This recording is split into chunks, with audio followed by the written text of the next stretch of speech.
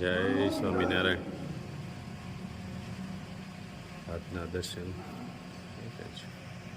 જય કષ્ટભંજન દેવ. જય Kashtabhanjan Dev. Good morning Gulabbhai. Good morning. જય સ્વામિનારાયણ, જય સિયારામ, જય શ્રી કૃષ્ણ.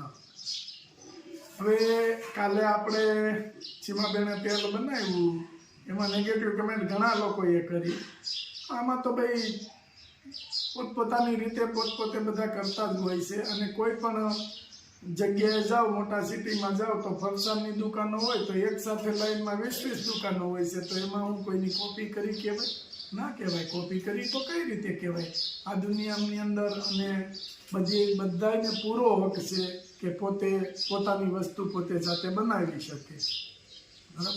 અને આપણા સબસ્ક્રાઈબરે બધાએ બહુ બધું તેલ એમ કીધું કે નહીં હવે તમે બનાવો જ, અને અમારે માટે પણ બનાવો. 5-5 કિલોના ઓર્ડર છે. આપણે જોયું કાલે કે 5 કિલો તેલ અમારે જોઈએ છે. કોઈ ઊંધી તો એવું હતું કે આ બિઝનેસ આપણે નથી કરવો, પણ હવે આપણા વ્યુઅર્સ જ્યારે માગે છે કે અમને આપો એમ, અને ઘણી બધી કમેન્ટો આવી છે કે લૂંટ ચાલે છે, આમ છે તેમ છે, બીજી કંપનીવાળાએ લૂંટ મચાવી છે, તો તમે રિઝનેબલ ભાવથી બનાવો.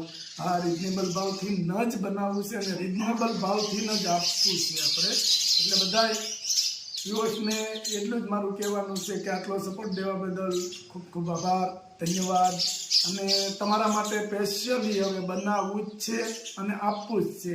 પણ વસ્તુ બધી લાયા છે, એ વરસાદનું વાતાવરણ છે એટલે થોડાક દિવસ ખમ્યા છે. અમે થોડાક દિવસ પછી બનાવશું, અને જ્યારે બનાવશું આ ફેરે ત્યારે બ્લોગમાં જ બોલી જાઉં કે તેલ બનાવ્યું છે અને આ ભાવ છે. આપણે કોઈ ભાવ ચોરી ચૂપી રાખવો નથી.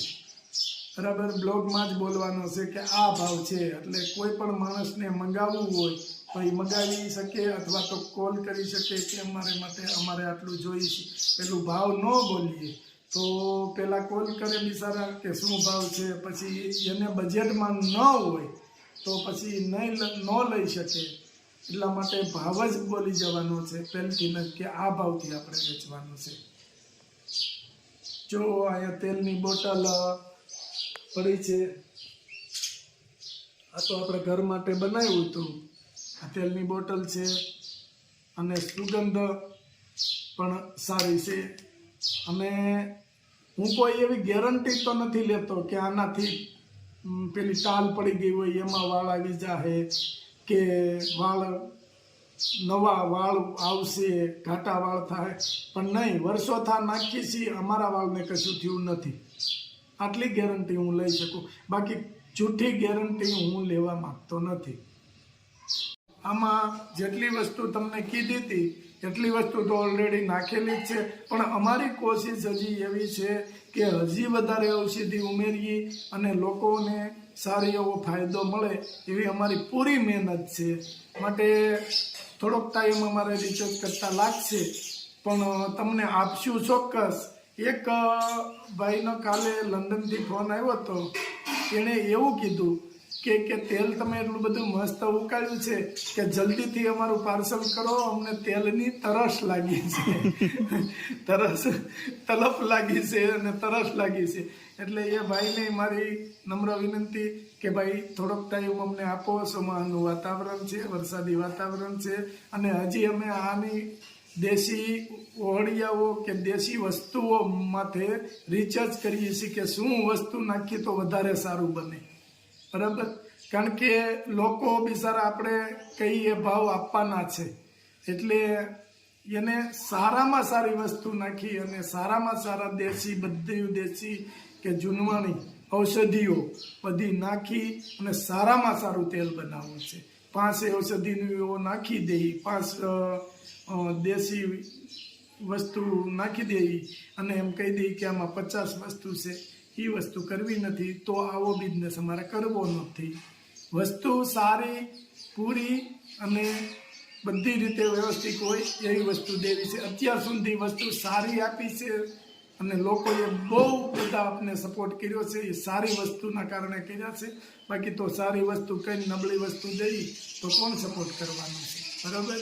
એટલા માટે હજી અમે ઔષધિઓ ગોતીએ છીએ બધી, અને જવું પડશે ઇન કેસ ગીરમાં, તો પણ ગીરમાં પણ જશું ઔષધિ માટે, અને જંગલની અંદરથી નહીં ઔષધિ લાવશું. બાકી વસ્તુ સ્ટાન્ડર્ડતાવાળી બનાવી છે. બરાબર. જય સ્વામિનારાયણ. જો આજે ભાઈ સવારમાં આખી રાત વરસાદ હતો, એટલે સવારમાં બાઈએ મસ્ત મેથી ના થેપલા બનાવ્યા છે, અને માખણ, મેથીના થેપલા ને જમાવટ છે. જો આ અમારો દેશી ખોરાક છે. અને આજે લગભગ 3 વાગ્યા સુધી હું જાગતો હતો, અને વરસાદી આવતો હતો. એક જ ધારો બહુ સરસ એવો વરસાદ થઈ ગયો છે, અને એકદમ ઠંડુ હવામાન થઈ ગયું છે. જો આ થેપલા, માખણ અને ચા, બાને એવી આમ મનથી એવું જાગી ગયું કે આ સવારમાં નાસ્તામાં થેપલા બનાવવા છે. મસ્ત એવા મેથીના થેપલા બનાવ્યા છે. ચાલો નાસ્તો કરવા. જય સ્વામિનારાયણ. આજે આવ્યા છે એ અજયભાઈની દુકાને, એની મુલાકાતે, કે જ્યાંથી આપણે કીટનો સામાન બધો લઈએ છીએ. કે જે કોઈ કીટ હોય એનો બધો સામાન. અજયભાઈ કેમ સ્ટાન્ડર્ડતા જ આપો છો ને? હા એમ. અને લોકોને આપણે કહેવું પડે કે આ જગ્યાએથી, આ દુકાનેથી માલ લઈએ છીએ. અને અમારા ગામમાં મોટામાં મોટી શોપ હોય તો આ છે. અને સ્ટાન્ડર્ડતાવાળી બધી વસ્તુ સ્ટાન્ડર્ડ જ તમને મળશે. બરાબર. આપણે લોકોને કોઈને ખોટું કહેવું નથી. બિલ આપણે કેટલું કરીએ છીએ કીટનું? 5,500. હા એમ. અને આપણે જેવું, આપણી જેવી વસ્તુ ઘરે જે ખાઈ એ જ લઈએ છીએ ને, સારી વસ્તુ, સુપર ક્વોલિટી, સરસ. અને બધું મળી જાય. અજયભાઈની દુકાને વાટ્યું હોતે મળશે, ભગવાનને વાટ કરવા માટે. બાકી બોલો અજયભાઈ, હવે મને એક દૂધીનું બી આપો. કારણ કે ઘરે વાવી જોઈએ ને દૂધી. અજયભાઈ 100% ખાતરી. જો આ રીતની દૂધી થાય એવું અજયભાઈ એમ કહે છે કે 100% ખાતરી, આ રીતની જ દૂધી થશે. સરસ. ચાલો. અને પાછું તમને ખબર છે કે અમારે પટેલમાં દૂધી પેલા હોય. હા, દૂધી ને ચણા દાળનું શાક.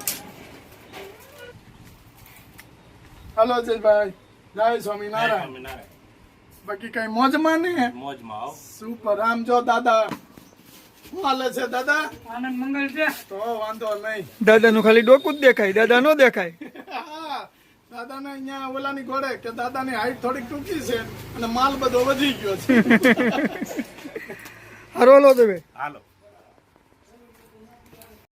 સીમા બેન, શું બનાવો છો? પાવ તળું છું. અચ્છા, પાવ તળાય છે. હા, એનો પ્રોગ્રામ કર્યો છે. ભાજી ને પાવનો. પાવભાજી. સરસ. લ્યો, જો અહીંયા મસ્ત સીમા બેને ભાજી બનાવી નાખી છે. સરસ.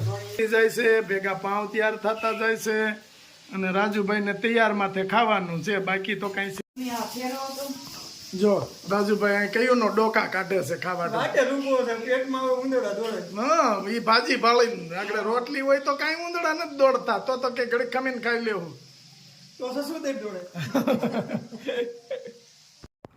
હાલો, રાજુભાઈ ની પંગત પડી ગઈ છે. રાજુભાઈ તાહળીમાં ભાજી લીધી લાગે. શું એ આવ્યા રાજુભાઈ, તાહળીમાં એટલી ભાજી થઈ રહી? આરામથી થઈ ગયો. હું વાત છે. પણ આ કઈ થોડી થોડી છે. હા, તો આખી તાહળી ભરી છે. એટલી તો લોઈ ને. એટલી હું છે? હું એટલી ભાજી ખાય તો હું ઓલાની ગોળે એટલું બધું ખાય. અને એમાં પાછા પાવ આવ્યા એટલે એને જાણે આમ ભગવાન આવ્યા. પાવ તો બહુ વાલા, પાવ ને બટેટા.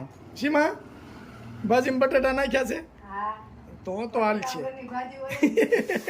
તો હાલ છે. તિલકાકી કેમ છે? તો વાંધો નહીં. હાલો. પાપડ, પાવ, સલાડ. વાહ, જો ફૂલ ડીશ. રાજુ, આ શું છે પાવની બાજુમાં?